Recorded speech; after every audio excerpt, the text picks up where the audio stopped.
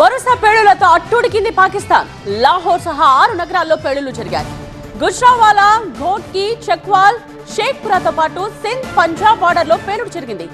Operation సింధూర్తో వణికిపోతున్న పాకిస్తాన్లో వరుస పేలుళ్లు బెంబేలెత్తిస్తున్నాయి. తాజాగా లాహోర్లో బలూచిస్తాన్ లిబరేషన్ ఆర్మీ డ్రోన్ కలకలం రేపింది. పహల్గామ్ ఉగ్రదాడి, ఆపరేషన్ సింధూర్ తరువాత ఇండియా పాక్ మధ్య ఉద్రిక్త పరిస్థితులు కొనసాగుతున్నాయి. తాజాగా లాహోర్లోని వాటన్ రోడ్లో వరుసగా పెద్ద పేలుళ్లు వినిపించాయి.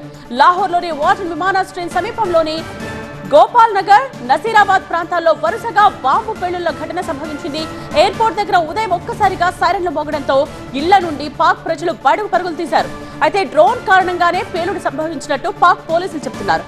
5 నుంచి 6 అడుగుల పొడవున్న డ్రోన్ పేలుడు సంభవించి ఉండవచ్చని పోలీసు వర్గాలు తెలిపాయి. డ్రోన్ వ్యవస్థను జామ్ చేయడం ద్వారా కూల్చివేసినట్టు చెప్పుకొచ్చారు. వరుస బాంబు పేలుడు ఘటనలతో పాకిస్తాన్లోని కరాచీ, ఇస్లామాబాద్ విమానాశ్రయాలను అధికారులు మూసివేశారు. ఇక భారత్ ఆపరేషన్ సింధూర్ చేపట్టిన మరుసటి రోజే ఈ పేలుళ్లు జరగడం చర్చనీయాంశంగా మారింది. ఈ బాంబు పేలుడుకు సంబంధించిన వీడియోస్ సోషల్ మీడియాలో చక్కర్లు కొడుతున్నాయి. ఇప్పటికే బిఎల్ఏ కూడా పాకిస్తాన్ కు కంటి మీద కునుకు లేకుండా చేస్తోంది. బలూచిస్తాన్ లిబరేషన్ ఆర్మీ ఇప్పటికే పాక్ సైన్యంపై దాడులు నిర్వహించింది. ఈ దాడుల్లో పలువురు రేంజర్స్ కూడా మరణించారు. తాజాగా డ్రోన్ తో అటాక్ చేసింది బలూచిస్తాన్ లిబరేషన్ ఆర్మీ అని తేలింది.